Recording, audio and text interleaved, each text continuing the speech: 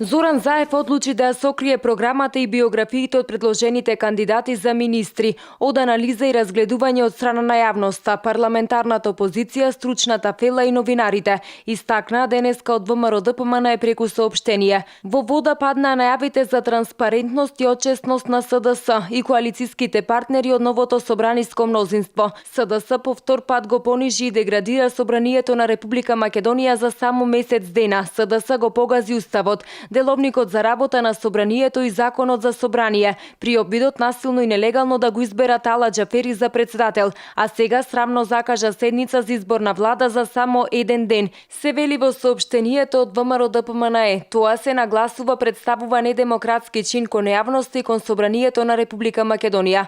Изминативе 16 години во Република Македонија се воспостави една демократска пракса, каде се оставало простор од минимум 12 дена помеѓу доставувањето на предлогот за избор на влада и закажување на собраниската седница. Ова е простор за јавна дебата и сериозна анализа на владината програма и предложените кандидати за министри. Ова е простор за подготовка на квалитетна дискусија. Како повеќе СДС и Заев оваа демократска пракса ја погазија и одлучија да се закаже седница за само еден ден, се вели во соопштението. Се додава дека по сето тоа е јасно дека новата влада не е реформска, туку антиреформска.